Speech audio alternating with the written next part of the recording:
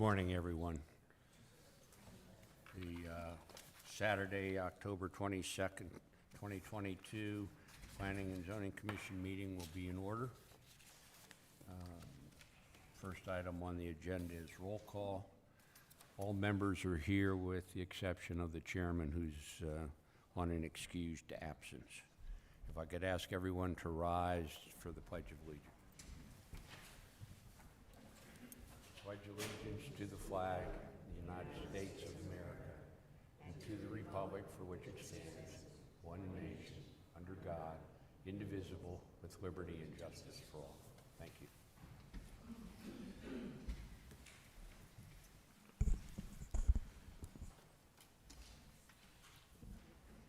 Ask for approval of the agenda. I so move. Second. Second. All in favor? Aye. Agenda is approved. Discussion and approval of the Planning and Zoning Commission minutes from September the 10th, 2022, and September 17th, 2022. Do I have a motion? I so move. Second? Second. Any discussion? All in favor? Aye. Aye. So adopted.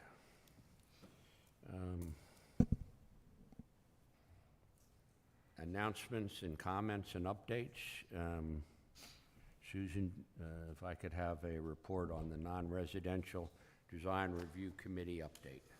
Sure, they did meet to review a proposed addition to 8 North Pennsylvania Avenue, which is now Sandy Paws. It's a small commercial store. The addition will be on the right side of the building in between it and Bethany Blues, and it's a one-story, basically for storage and more retail space, and it was approved. Thank you. Any comments? Secondly, comments, updates regarding the October Town Council meeting. Scott? Thank you, John. As many of us knew, there was a special hearing at 1 o'clock to discuss impervious paving. I've heard anyone was there. I would only comment, I was helping you redesign the town council, or the town park. I appreciate sign that. Yeah, at we the just same got time got as lost. Public hearing. Got lost in time. We have the council moved to make that a workshop in November, so keep an eye out for that. I will attend.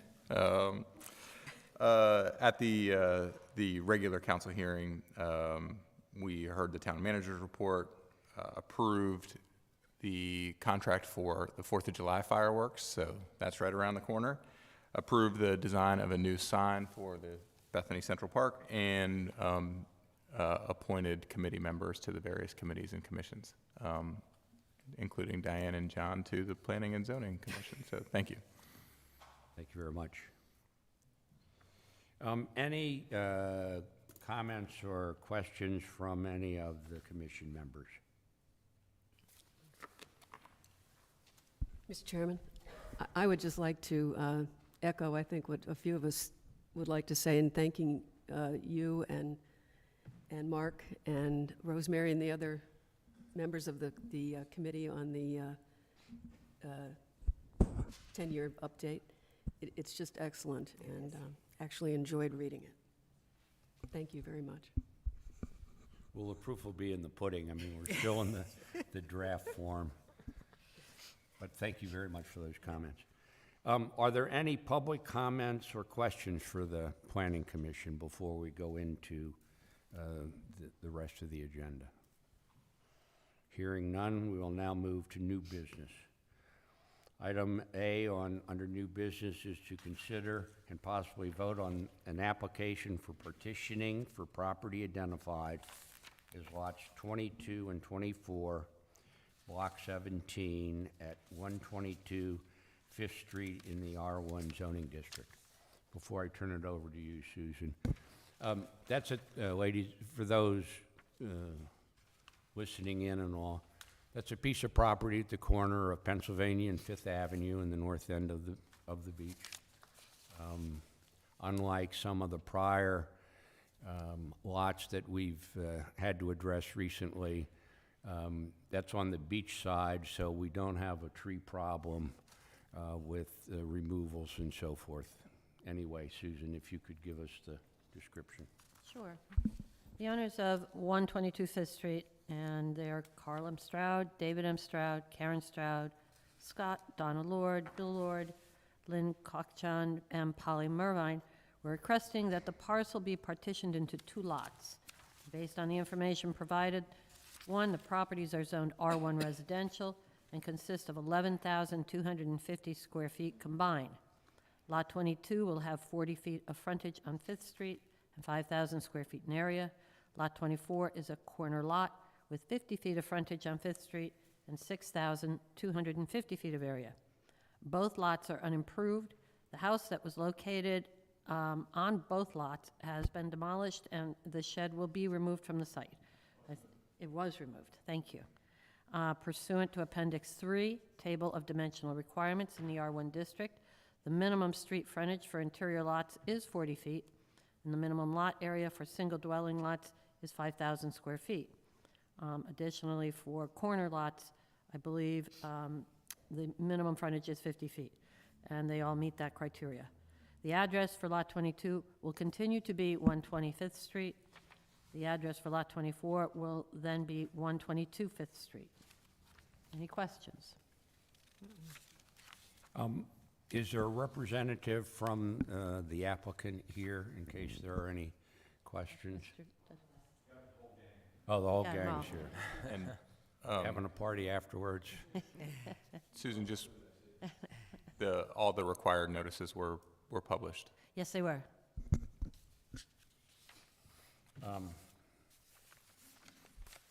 Are there any questions from any of the commissioners? I looked at the lot yesterday, and thank you, the shed is gone. Yes, sir? I have a question that's... Can you, for people who are listening in, can you come up to the podium, please? Thank you.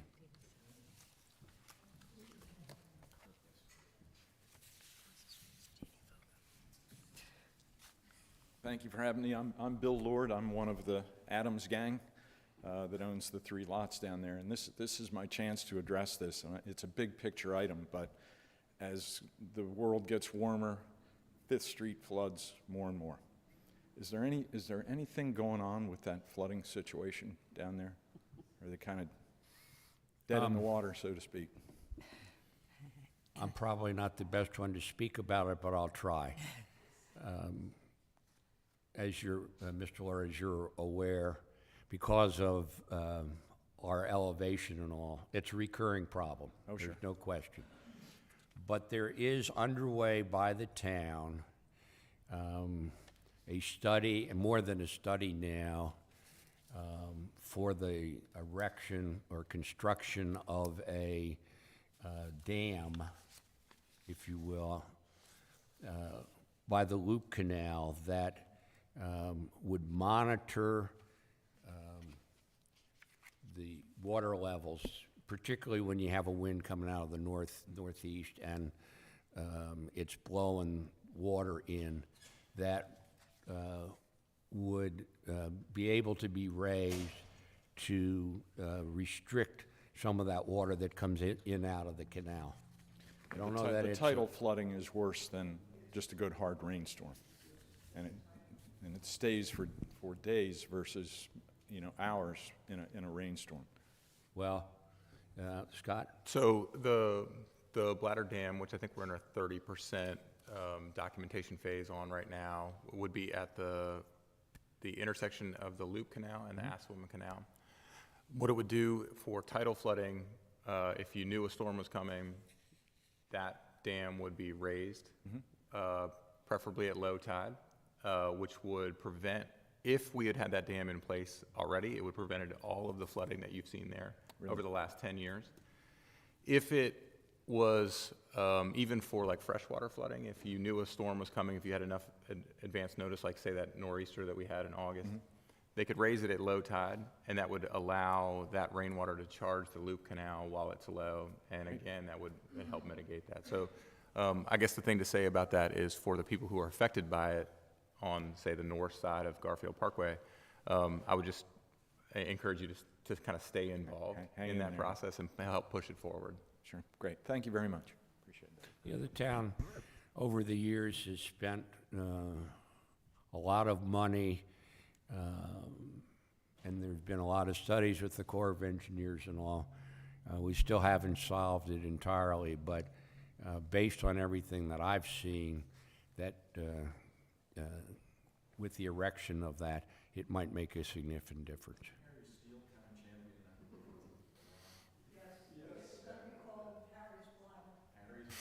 Okay.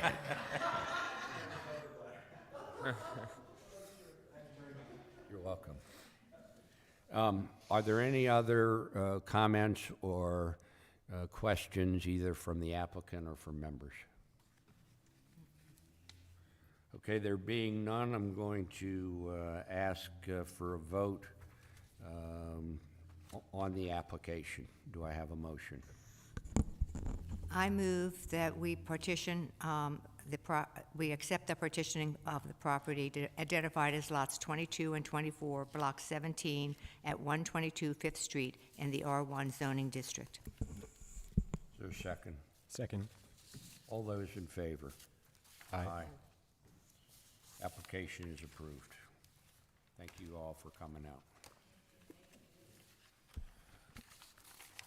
And if you're really up for an exciting morning, you can stay with us as we work on,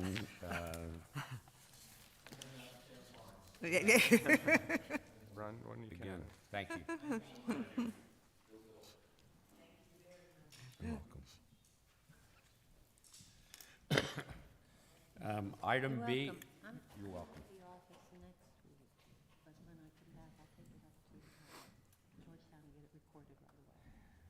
And I'll get you a copy.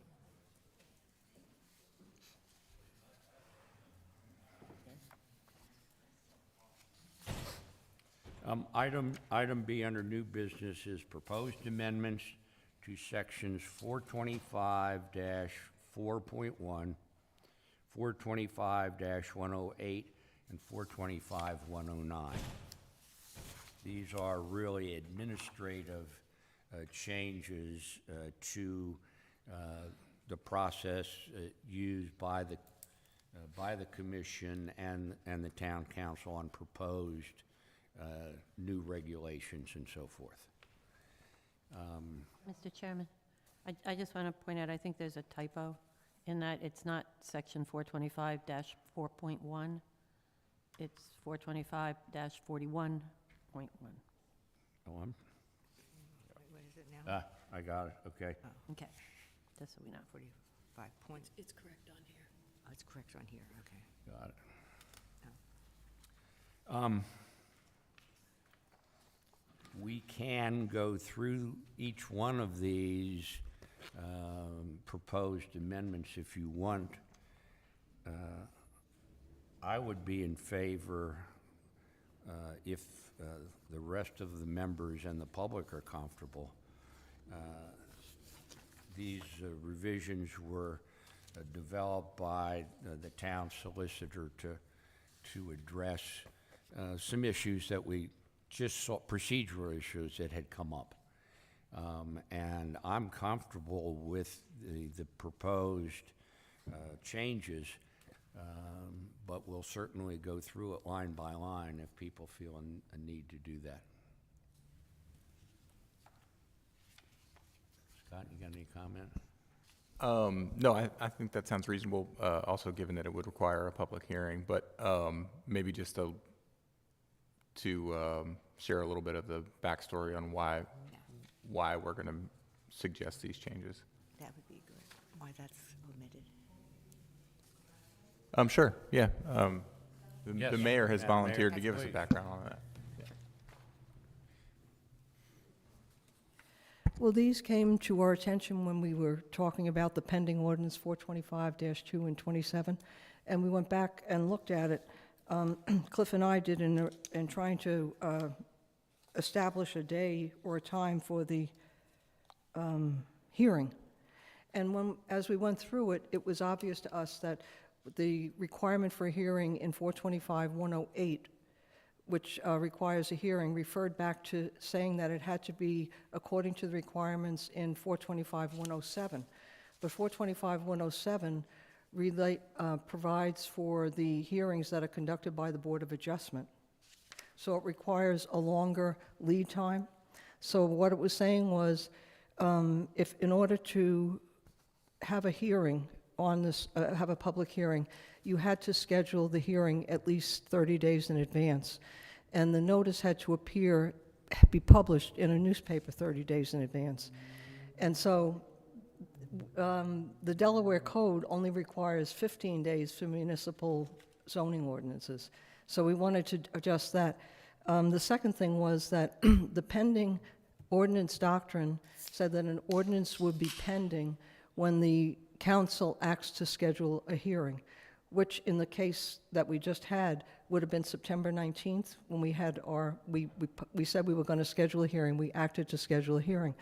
But if you had it 30 days from then, it was yesterday, which was 30 days. And then we never vote on an item the same day we have the hearing on it. We schedule it another 30 days. But the difficulty is the pending ordinance doctrine says that an ordinance will be pending unless the council fails to act on it within 31 days. So what we had to do was to go back and adjust all these things. And you don't see it here. I forgot to put it in, but we're going to say that the pending ordinance would be in effect for 61 days. So that's the purpose behind it. Rather than go through the whole thing, is that okay? I think that's great. On my end, that's great, yeah. Well, that explains part of the reason why I missed yesterday's public hearing, because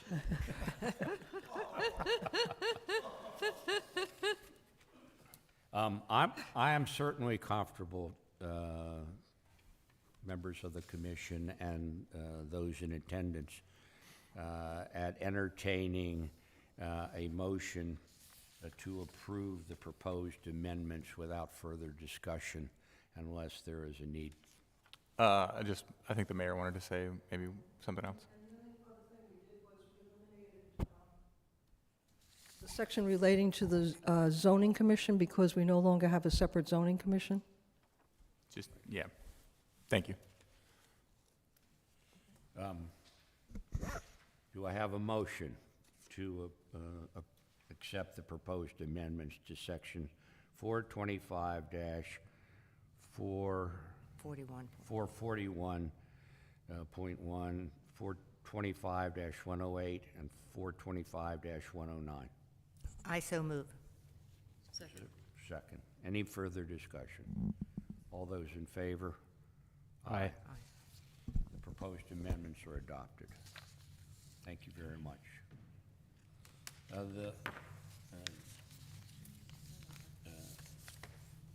The third item on number C is a proposed ordinance development process, which is an outflow of what we've just been talking about. And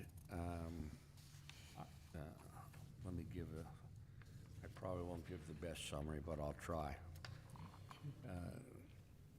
The roles and responsibilities of the commission and the town council under both state and town codes is what this is intended to address, to be consistent with.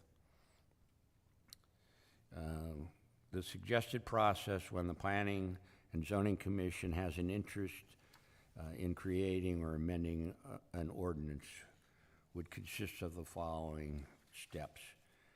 The commission prepares a recommendation on the matter, a so-called white paper for council consideration.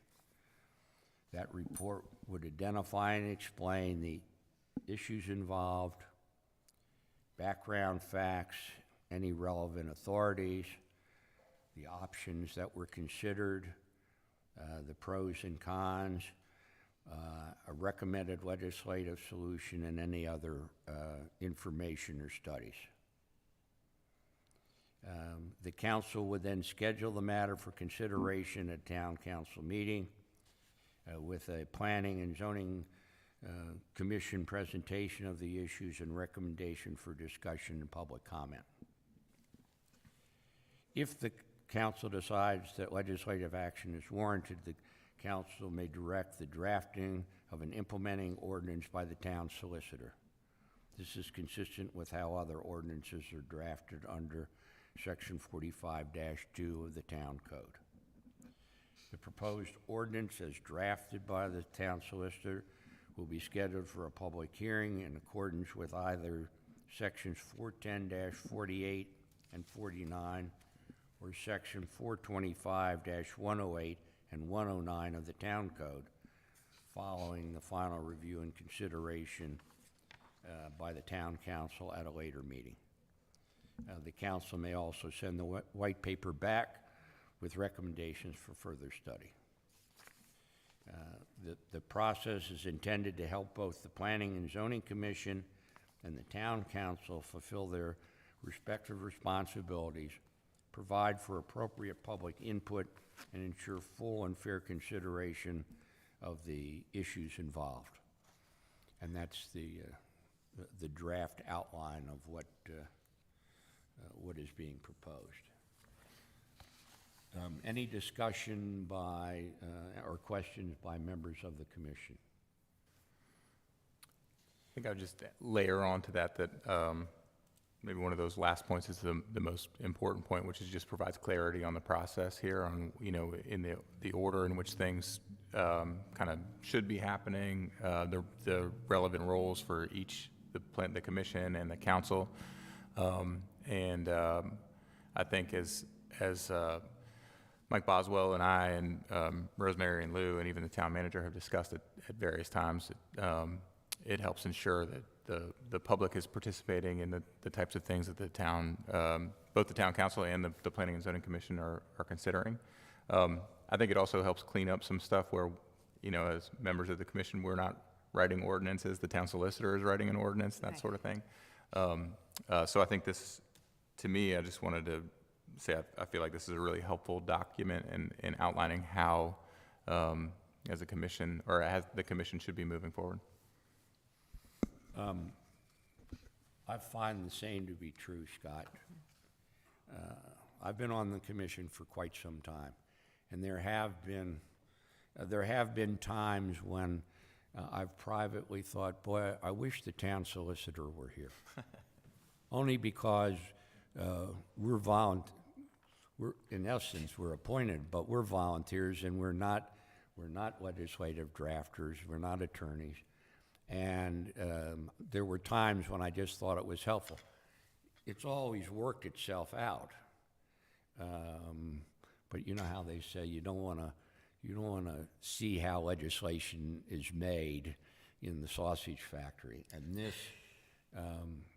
this process, to me, sets out a very straightforward, understandable process that ensures that everybody that has a legitimate interest has an opportunity at various stages to have input and all.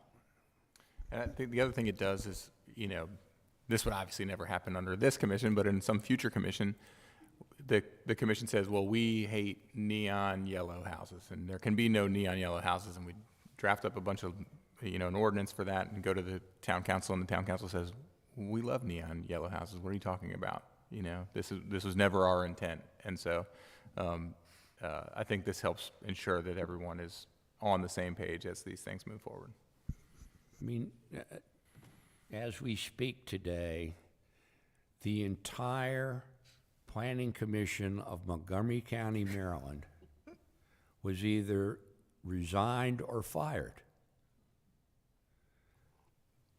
It happened within the last week, yes. And part of it was over the way the commission had conducted some business on issues that would affect the future development of the county. And we are in the process of doing our next 10-year plan that is taking on some pretty hard issues that some people might not like to be addressed, like sea level rise and climate change. And we have a number of draft proposals that we're looking at to try to address some of that. And there might be some controversy to it. So people,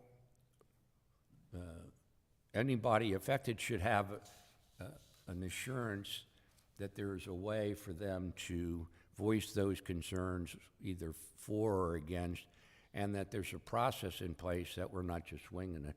And that's what this, to me, that's what this development process, adoption of it, will do. Any further questions or comments by the commission? Any comments from the public? Chair will entertain an amendment to adopt the draft of October 13th, 2022, Planning and Zoning Commission ordinance development process. I so move. Is there a second? Any further comment? All in favor? Aye. Aye. All opposed? Ordinance development process is approved. And can I just note, I wanted to thank Mayor Hardeman for her efforts in helping prepare that outline. I'm sure, Lou, you were involved as well, but whoever was involved, thank you very much.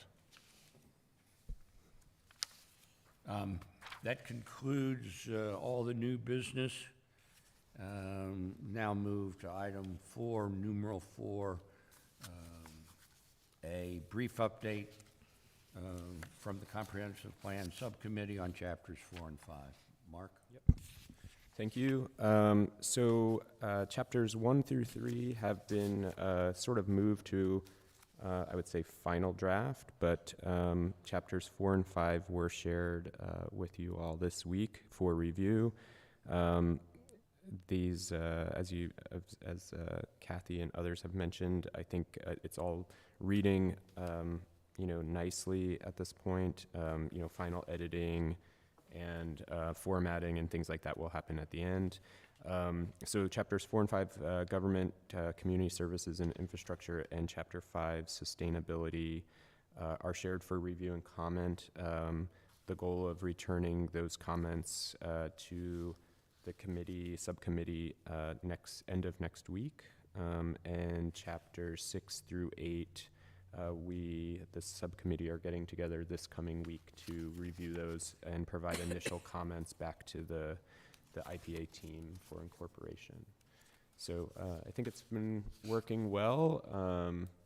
Honestly, the mayor's been doing a lot of heavy lifting on editing, but seems to enjoy it, so thank you. And Terry and John and myself, are supporting. So I think the goal, at least that we talked about, is we get through these next 3 chapters and have them for your review, hopefully by the November meeting, and be able to wrap up those into then final draft to review it all together, by December. The subcommittee, we had a working session earlier this week on the coming chapters. And we got great assistance from the University of Delaware staff on sustainability, sort of the environmental, some of the environmental concerns and things to be sure that are in it, and from the Del Dot Department of Transportation's circuit rider, I guess is the right term, about transportation projects and infrastructure and all. And I have to say, it was the first time that I ever had a conversation with someone from Del Dot Highway that was a two-way conversation. And I say that, I don't mean that pejoratively, but we had an excellent give and take, and the circuit rider, who has, it's a relatively new position, and is now going to be focusing on interactions with municipalities like ourselves and everybody else.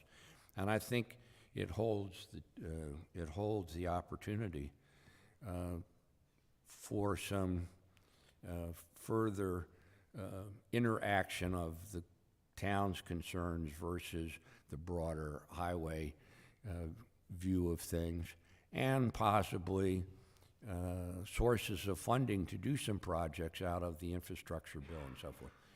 It was a very productive exchange, and I think will be useful both in the plan and going forward.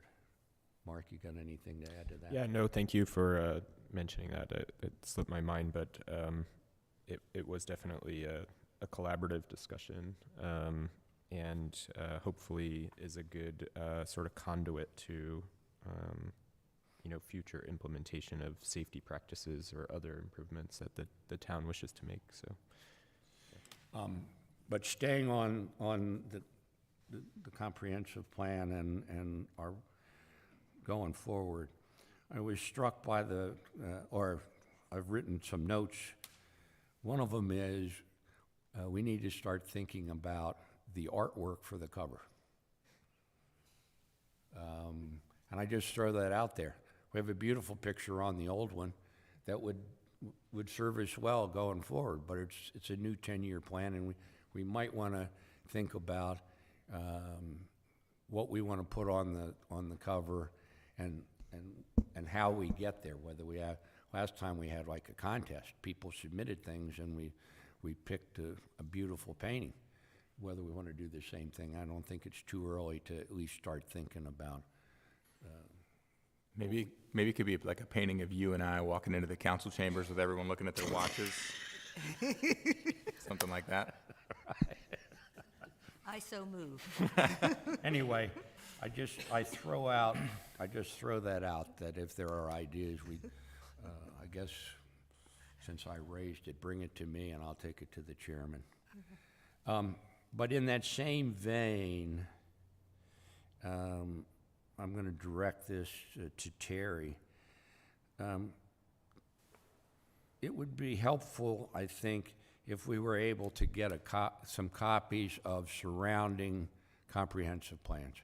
Ocean View, you guys pick. But I keep hearing about how great some of these others are, and I've never seen it. And as a matter of reference, I think it would be helpful if we could. I'll email that to everybody. I can get it digitally. You can find it just by Googling Ocean View and their comprehensive plan. Yeah. But I will send it Right. Okay. a link probably Tuesday because I'm not on Monday. Great.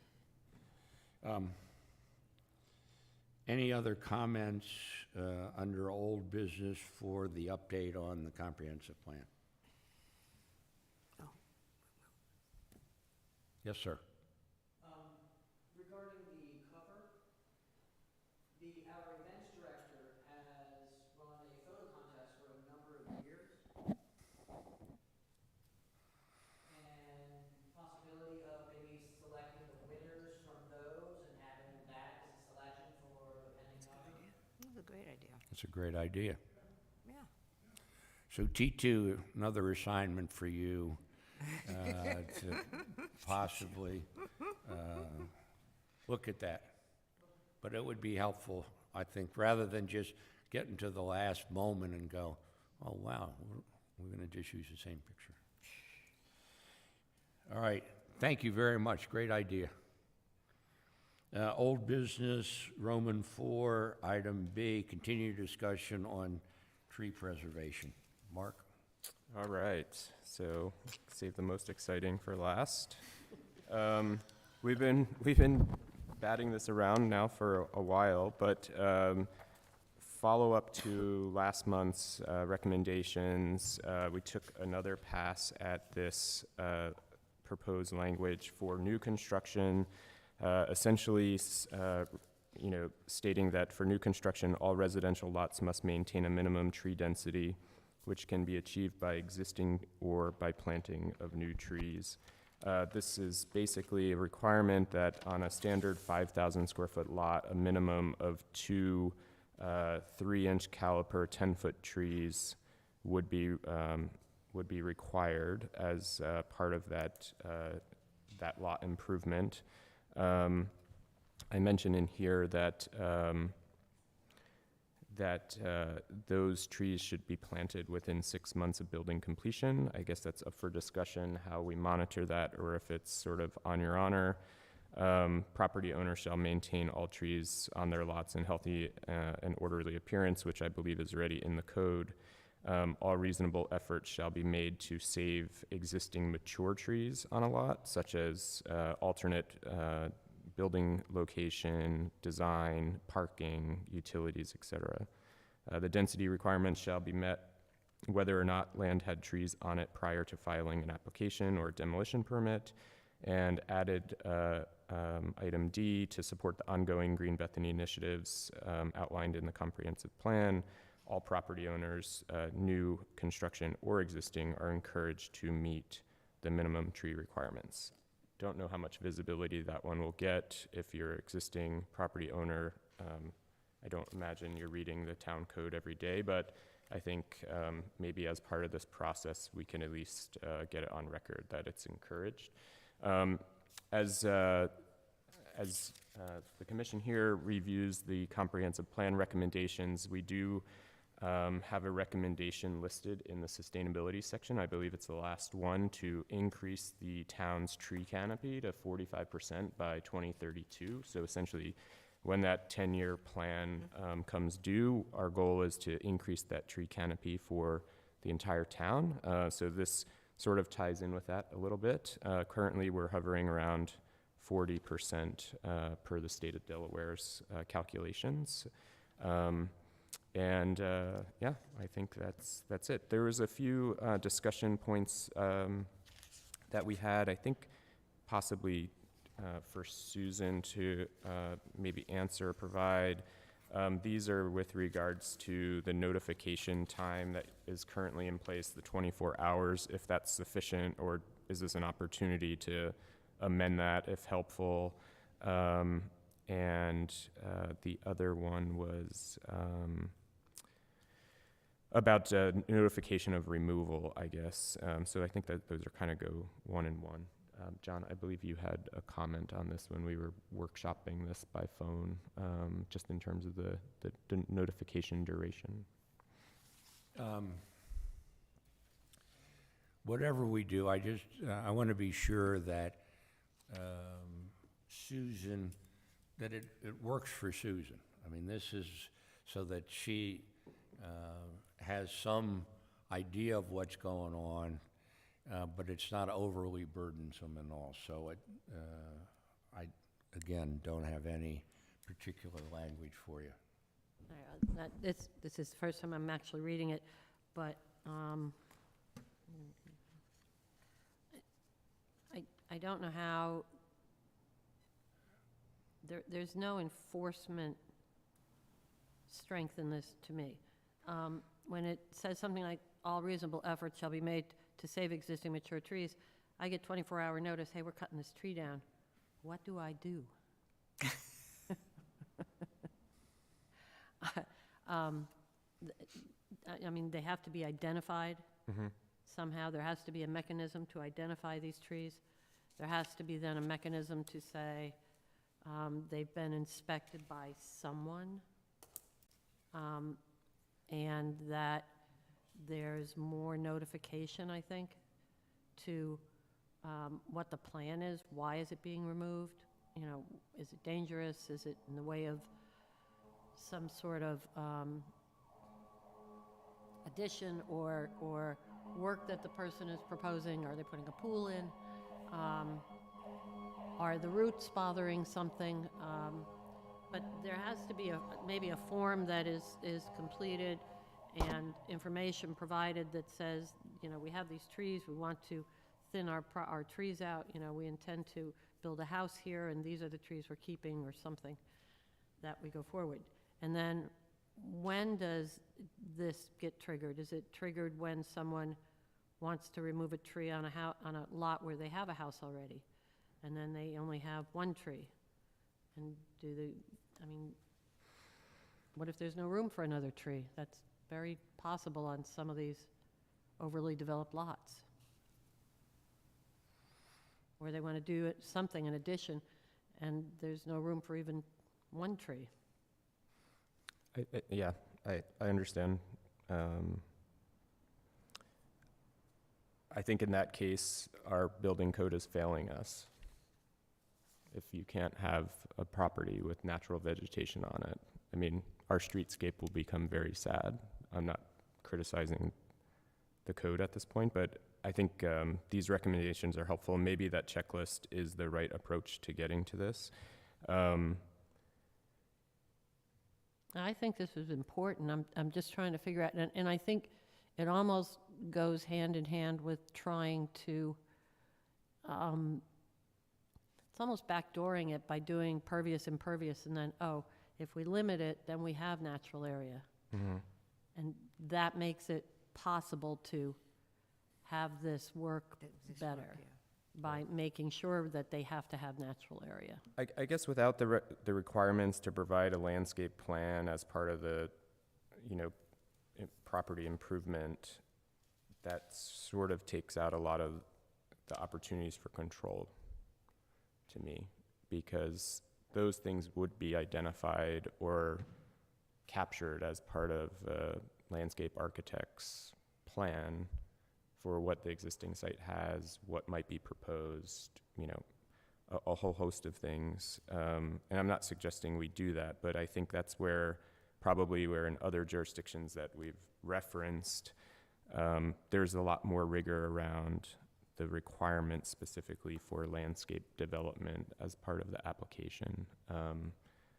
So I'm happy to go back and sort of maybe think through that and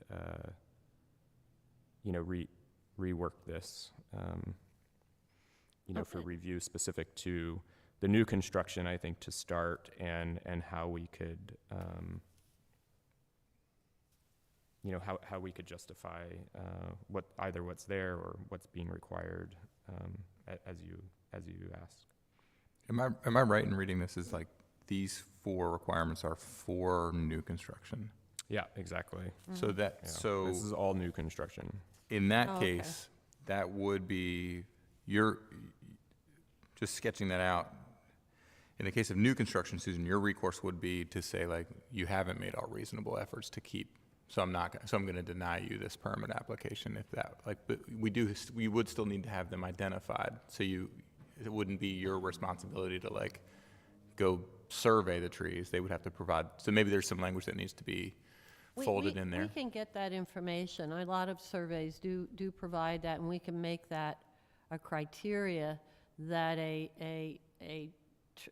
tree survey is included in the application. I mean, that's a good thing to do. Yeah. Yeah. Then 'Cause- we have to determine by the size, I guess, or where the footprint is. Yeah. And then we have to determine, what they can keep. Yeah. I don't know. I think, for instance, Yeah. there's a lot that just got cleared, or a house that was demolished on Pennsylvania between Hollywood and Wellington, and they cut down some trees, but they saved a really mature tree. Right in the middle, yeah, Yeah, in the front. and it's like, there was no requirement for them to do it, but it was a sensitive thing for them to do. I'm assuming they're planning to keep it at this point, because you think they would have torn it down if they weren't. But like in the hypothetical case of that building under this ordinance, they could have come to you with a plan to put the driveway right where that tree is, and you could say, there's a big tree there, and I don't believe that you're making all reasonable efforts or something. So it's less the 24-hour notice, because that's tied to like, if I own a lot and I go to cut down a tree, but this isn't covering In that. enforcing a code, it's better if, and I have a problem with this all the time, especially when it comes to people telling me that something is a storage room under their house, but it's got lovely windows and doors and all the rest of it, and, Yeah. goes right out to the pool, for example. Not that I've seen that recently. But without a strongly defined way of saying, no, you can't do that, it's difficult to enforce. I mean, if they say, no, I'm cutting it down, and then they appeal to someone, I think it would be, because it's not clear that I have that capability, or there's something that says they can't cut it down, we would probably not win that argument. That's the problem with those. My, like, And I do it, but it's Yeah. it's hard to do. Yeah, and I think, you know, we see that with like HOAs, where somebody says this is our HOA restriction, and then, you know, 95% of the homeowners abide by that, and there's always, you know, not always, but they're the one who's like, so sue me. I'm gonna just keep doing what I wanna do, and like, you know. But there is, I think, maybe that path of least resistance where there's an opportunity, and I'm not arguing that we shouldn't have provide more teeth into this, but if we didn't, there's at least that sort of speed bump where they come to you and you say, like, you didn't actually try this, and the path of least resistance is just revise it and come back to you in 2 weeks with a thing versus like, Well, but then it more is like our design, our non-residential design review guidelines, which I think would be more helpful to have guidelines that you say, when you're building a house, you know, these are our guidelines and criteria that we want to see. And they can look at it and they may ignore it, and then we have to ask them why, and they'll say, well, I want to maximize whatever I got here. And we'll have to think about it. But with guidelines, I think they then can use them in the beginning and not at the end have me tell them, well, we like that tree. yeah.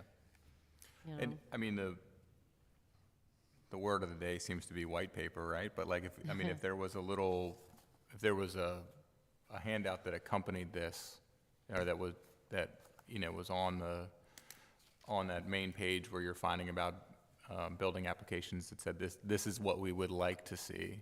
I think that a lot of times people see that and follow it, because it's sort of, they know if they see that this is gonna make the easiest possible permitting process, and everybody kind of wants that.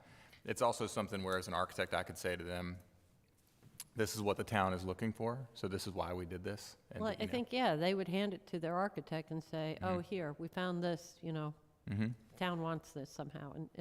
And we could put it on the website under, you know, the building department, and put it, you know, other places on our website and say, you know, if you're considering building, because it's booming right Yeah. now. And I think it will always, because Bethany is just so popular. It's Right. just what people want. And if we put it in different places and strenuously sort of say, you know, we're a green town, we have trees, you know, this is what we want to see, and give them, you know, like guidelines on that, guidelines on, you know, paving and leaving natural area, and, you know, all that, it might, you know, really help. And I think, I'm not gonna phrase this as a question, but I mean it as a question. You know, I think part of this, the intent is that they are guidelines and not necessarily meant to be teeth, right? Or, you know, I don't think the commission is intending to make it more difficult to get a building permit. I think the commission is intending to try to push towards 45% tree canopy, a greener, more verdant, more sustainable Bethany Beach. And that, you know, if you read this document in that way, it's not saying, if you don't do this, you can't have a building permit. Well, It's yeah, saying- exactly. These are great ways of looking at it, and I'm all for it, but we have to put it somewhere that people will have more access to it and not think of it as, you know, coming in and then I have to regulate it so much. So, and sketching that out to the next step, it's like, if we got to the point where where today we were making a motion to approve this as written or as amended today, we could also make a note that we should develop an accompanying, best practices paper or something that could be placed on the website. No, that's good. I agree. I have an unease about approving something today. And I'm going to just use the partitioning that we just did. That's on the ocean, that's 1 block from the ocean. There are no trees, there are no trees Oh, no there. trees there. No, there weren't. They did not take a tree down. Right. No. So, I may have misheard, but that's going to be new construction, and now we're telling them that they have to have trees under this. And that's just making me uneasy. It's not that we couldn't encourage that or whatever, but I think we need some more work on. Don't disagree with the goal at all. In fact, I think it's. You could argue that we could be pushing for more than 45% coverage. I mean, we're go from 40 to 45. That's a reasonable aspiration in a 10-year plan, if you will. But I think I'm not ready at this point, as others may want to move this. I'm not ready to vote on this right now. Just speaking for myself. I would agree with that. I think this certainly needs work, so I continued discussion, so I think this is all good feedback. We'll keep evolving it. I agree as well, but I guess I wonder if we're not going to tell people this is what we're striving for and what we want to have happen, how will it happen?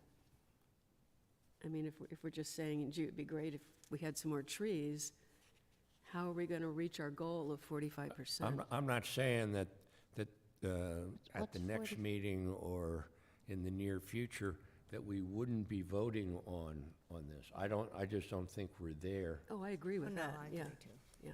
And now that we've adopted this development process, I'm not sure where guidelines fall. I mean, the ordinance development, that's going in our code. I love the idea of guidelines to steer people and all. But and I guess we could just say, look, if we do guidelines, we're gonna follow the same process just to keep everybody, the town council informed of what we're thinking of, so that if we've gone way too far out over our skis, somebody could say, throw the flag at us and slow us down or whatever. But I'm not, if we're doing guidelines, I'm not sure what that process of review is. Any thoughts? I think we have a great leap to develop the guidelines first, which is not an easy thing, I would say. So maybe as part of that process, we kick the tires on how it becomes something official or not official. But I think- if we I think- can't, this is, I would imagine that adopting a supplement or something of that specific to, design and planning is not going to be a one-meeting approval. So I think it will take some work, maybe even a subcommittee to develop that. I think we have to look at all the positive things that we want to see. It's kind of like the non-residential design guidelines in that they looked at what they want their downtown to look like. And we have to look at it. And I think we're kind of, I think the diagrams you did explained a lot on what it would look like if a lot was fully covered and what percentages and how much natural area we can expect to find on these smaller lots. I mean, I don't think that there's problems on some of the larger lots, but these are things I think that we have to categorize, things we really like to see, and that'll sort of develop those guidelines in, things we might want to, have people look at and say, well, this is what 30% looks at, and this is what your lot would look like, or, and go from there. Susan, I have a question. Is this something that should go in the pervious area that we're saying surrounding Well, towns? Is I this something that wanna- we stay there, that we need to put, within this has to have, whatever it is, the size of your lot, how many trees need to be there? I was only looking at it as coverage, as what was left. And it surprised me with the diagrams on how much natural area, certain coverages, how much you didn't have. So in my mind, I really hate when people cover their entire lot with just, they're not here, they don't want to mow grass or whatever, I don't know. But if you look at it and say, well, if this is the coverage we're saying you can do, and you get all this other natural area that they can plant things and, have a tree, there's room for one. That might be something we want to look at. I was very interested in looking at those diagrams that way. I'm not looking at pervious, impervious, or any of No, that, no, but but just put it looking at how much natural area. Maybe we want to say you have to have so much natural area, and you have to have, then they would have to, and you have to plant a tree. Then they have to have a natural area that's big enough for a tree. So then I could look for that and say, this is what you got to have. Tree won't fit there on the side, 7-foot side yard, you got to do something else. So that makes it something You can handle. I can look for. But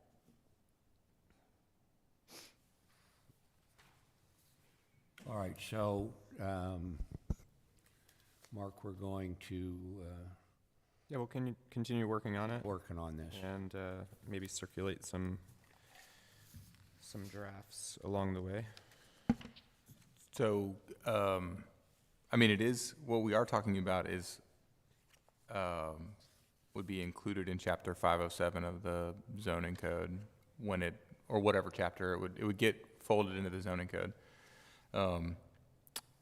Sounds like some of it, there potentially is a best practices document that might not be part of the zoning code, but might just be this is the kind of thing that we're looking for. But in that case, I would just suggest that we treat it as like a white paper that then gets handed right. to town council, and we start the process that we just outlined, as Kathy said.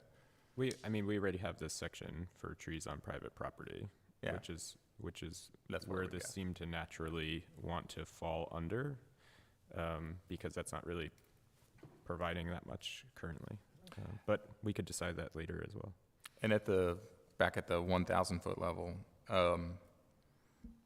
I might just suggest that we consider, or you consider, for new construction and substantial improvement, so that it's not just new houses. The major renovation would also be governed by these requirements.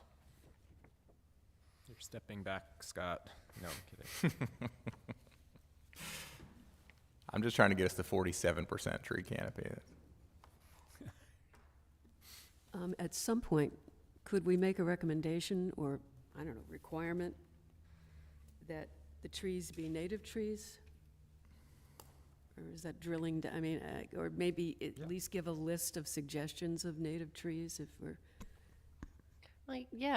similar to the bulk density ordinance, we gave examples. We can certainly give examples, yeah. And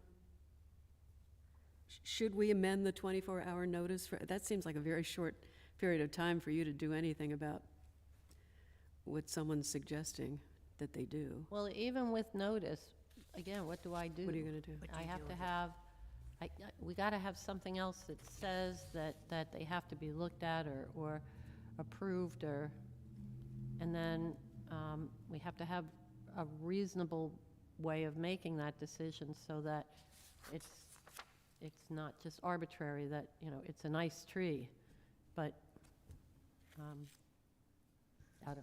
not sure how to do that. But It seems like more times than not,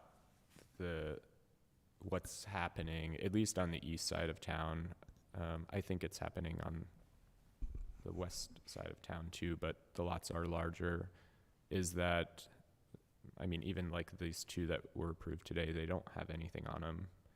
The maxed out ground coverage, structure coverage, or structure size comes with, you know, whatever's required on the ground, pine needles and some stone in the driveway, and that's done.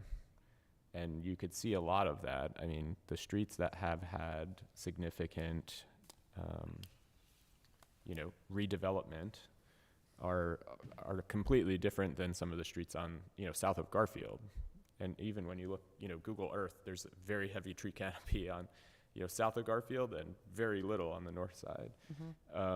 And, you know, it's the same town, the same size lots, probably different, you know, maybe the homes there are a bit older in some ways, but it's I you would know, say it that's feels probably very true, they are. different even walking, you know, 3 blocks one way and 3 blocks the other way. And so I think that's just something that we need to, you could, you know, sort of imagine that if that continued to happen, or the redevelopment that'll naturally happen on that side of town and those trees leaving, that, you know, there's really no vertical green anywhere on the east side of town, which seems maybe like a, you know, something to be aware of. I'm going to cause some trouble here, but we were looking specifically at residential lots, but we could also be, obviously commercial, you're allowed to cover 100% of your lot, but we could also be looking at what the town should be doing with its own, you know, streetscape improvements and things like that, you know, that we could be making recommendations at times on, or suggestions on, like, you know, the next section of Atlantic Avenue, should it have trees in that, within the walking paths or whatever. Mr. Kilmer? Yes, I just want to point out, even though we're only 1 square mile in size, we have very distinct environmental changes within that 1 square mile. And there's a good reason why a lot of things on the east side, especially as you get closer to the ocean, don't have the kind of planting that you want. Because first of all, you have salt infusion. You have actually a lot of salt in the air that's blown in. So these are, you have to get very distinct kind of plants that are very salt tolerant. And also the other thing I'm concerned about is the fact that many of those properties there are investment properties only. So there's not a lot of attention given to maintain them and to make sure they're healthy and thriving. So I mean, I have to take that all in consideration when you're making rules that you want to apply for the entire town, when I think we have very unique environments. Thank you. Since I was so tied up with Scott yesterday, it's my understanding that after that discussion yesterday, that there's going to be a workshop. Yeah, I was going to say, yeah. And if there's going to be a workshop on natural cover and all, that will, I think, Mark, be an opportunity to possibly get insight and comment about trees, since it's all, it's not specifically for that workshop, but I think there will be opportunities to help us refine this, because Mr. Kilmer said it far better than I. Just within this 1 mile, there are different environmental circumstances. And even though it's only 1 mile, we need to be taking that into account so that we don't inadvertently become the Bethany Beach Landowners Association that says, here are all the rules and regulations that you must abide by if you want to paint your house yellow or whatever, and that's not what we're about. But so I think at that workshop, Sure. which I promise to make, if my boss will not have another plan. But that might be one of the ways of fleshing this out, Mark. Sure. Thank you. You better Sounds run good. mine. Is there any other comments on tree preservation and all? I just wanted to make one, which is, yeah, obviously not obviously, but I think it's an important point about the varied landscape throughout town.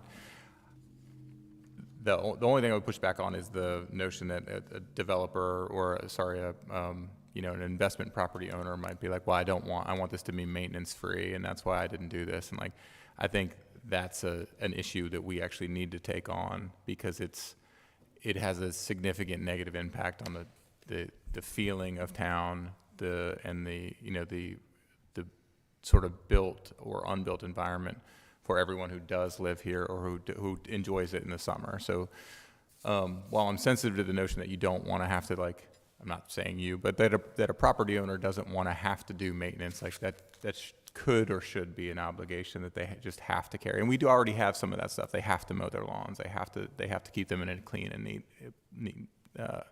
neat state. So I'm not implying that you were saying they shouldn't have to have trees because they're renting. I just wanted to kind of add a little bit to that. Any further comments under old business? All right, moving to Roman 5, summary of action items. The commission will continue to work on tree preservation issues. The assistant town manager will coordinate for possible front cover art. And I think that covers outstanding action items. Any comments? Chair will entertain a motion to adjourn, that being the case. I so move. Second? If you would all hang out for a minute, though, while I have to put something on these surveys for you to all You sign. decide. I'll be right back. Meeting is adjourned.